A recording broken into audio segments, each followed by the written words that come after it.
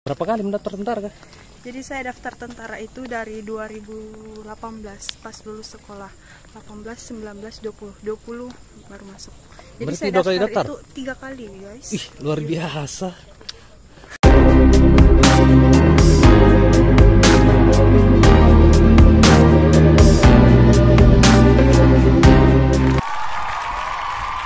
Halo, assalamualaikum. Ini kita lagi melaksanakan kegiatan Car Free Day, jalan santai. Jadi sebentar nanti kita akan ngobrol dari salah satu prajurit TNI, biar kita tanya-tanya bagaimana kesan-kesannya selama mendaftar jadi tentara dan bagaimana suka dukanya. Oke guys, nanti kita lanjut.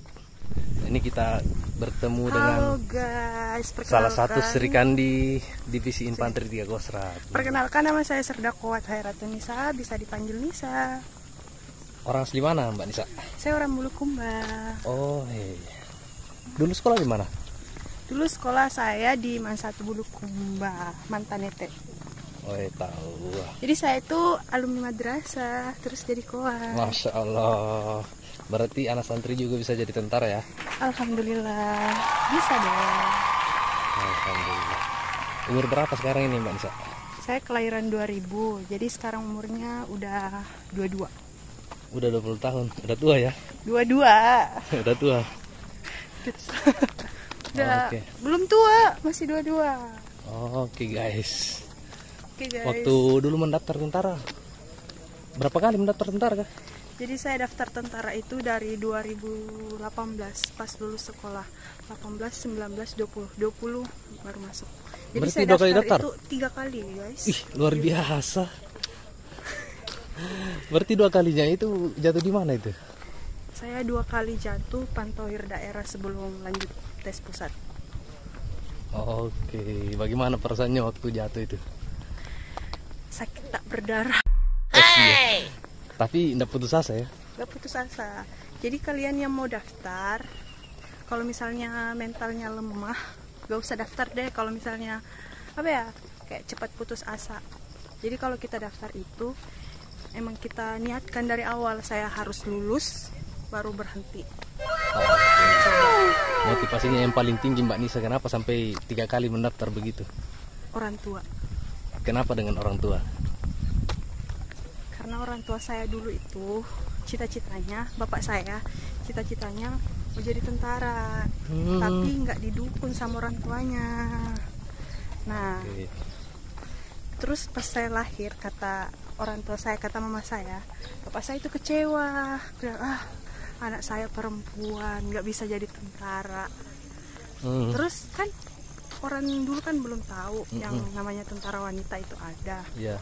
Nah, pas saya masuk sekolah, pas SMA, saya ke Makassar itu waktu itu ke rumah keluarga. Terus saya lihat kuat tentara wanita. Saya juga baru tahu kalau misalnya tentara itu ada yang perempuan. Makanya wah, keren banget.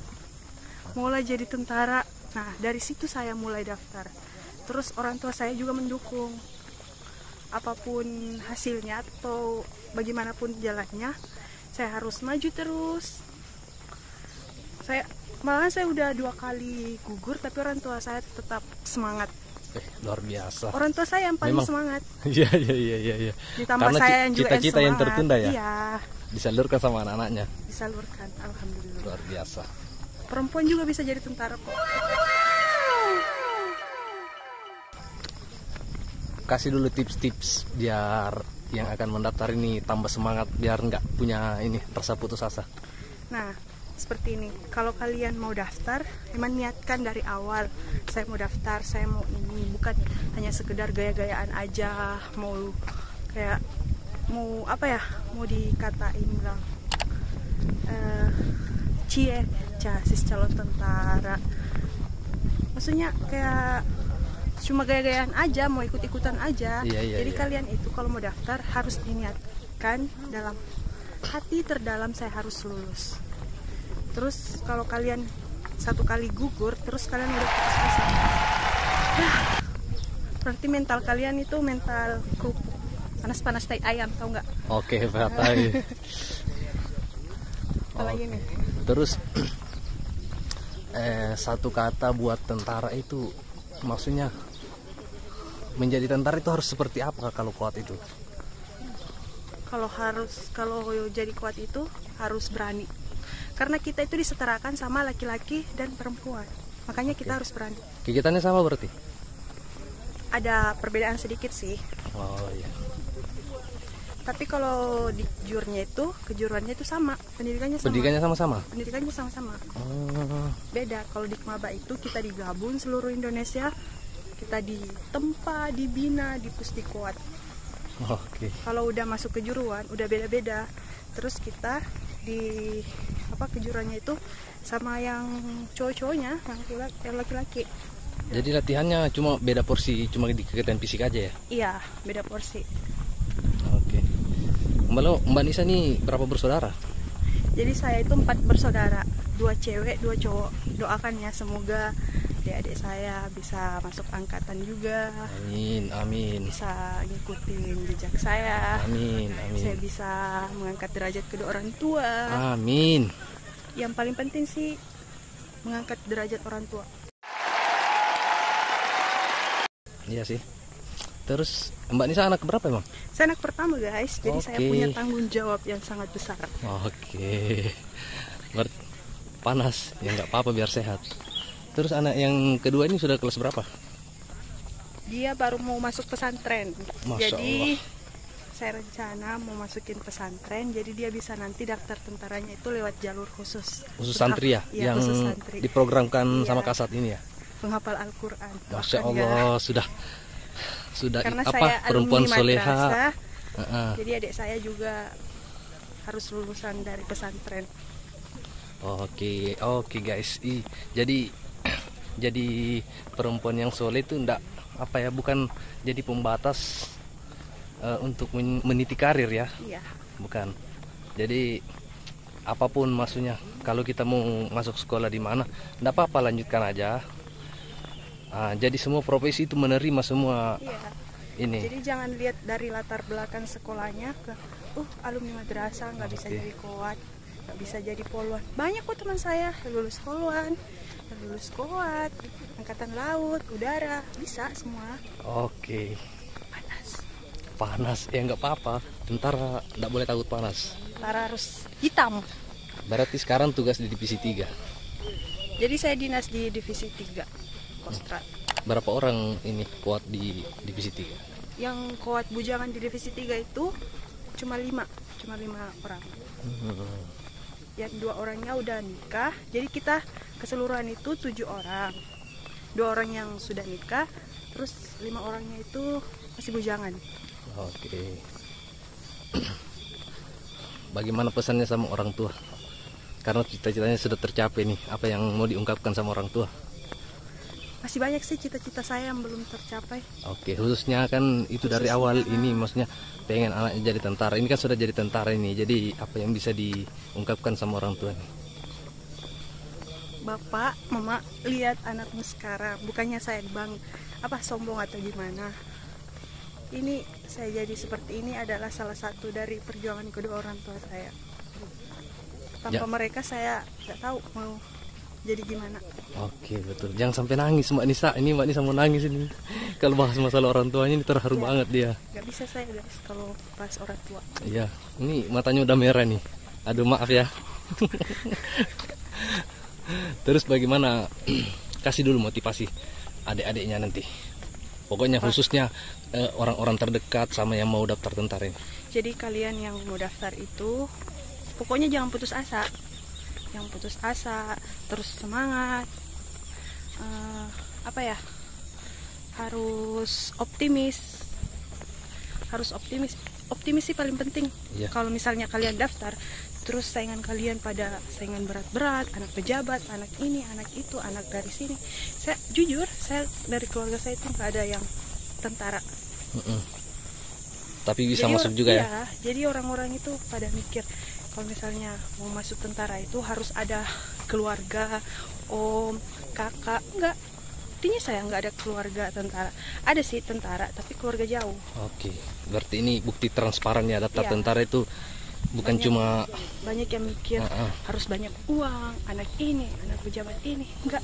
Oke. Jadi kalian jangan putus asa. Yang lagi daftar, pokoknya yang lagi daftar jangan sampai putus asa atau kayak insecure. Enggak. Oh iya, insecure. Ya, gitu. Oke, jadi insecure itu minder ya? Iya, minder. Maksudnya biar ngerti gitu. Kayak, Kalau bapaknya Mbak Nisa memang kerja apa? Bapak saya seorang petani. Ini Aku anak petani. anak petani, maksudnya ya bukan maksudnya merendahkan, maksudnya tapi untuk memberikan motivasi bahwa anak petani juga bisa sukses. Apalagi masuk kuat ini nggak mudah loh. Karena ini seleksinya seluruh Indonesia. Seluruh Indonesia. Jadi persaingannya itu ketat memang. Jadi saya daftar di Kodam itu Kodam Hasanuddin ya. Saya daftar Kodam 14. Ya. Di Kodam 14 itu 3 provinsi daftarnya. Oke. Sulawesi Tenggara, Barat sama Selatan. Nah, tempat daftarnya itu cuma 1, Kodam Hasanuddin. Nah, berarti perwakilan dari Kodam Hasanuddin berapa orang itu yang lulus ke pusat? Yang perwakilan itu kita dites itu sekitaran berapa ya? Ratusan lah, 600-an waktu saya itu. Terus yang melanjut pusat 13 orang.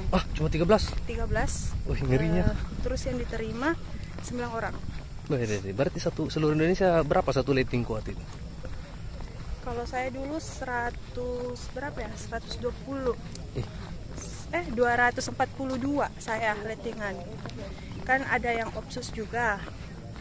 Yang dari Papua itu 40 orang yang otonomi khusus. Oke.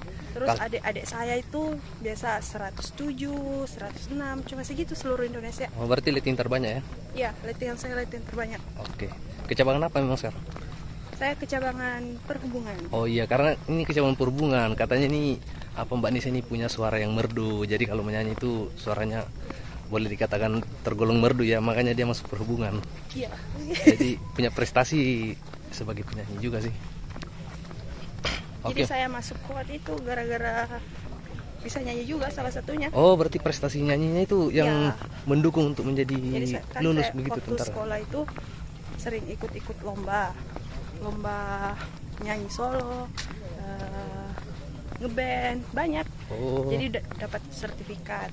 Nah, pas daftar saya itu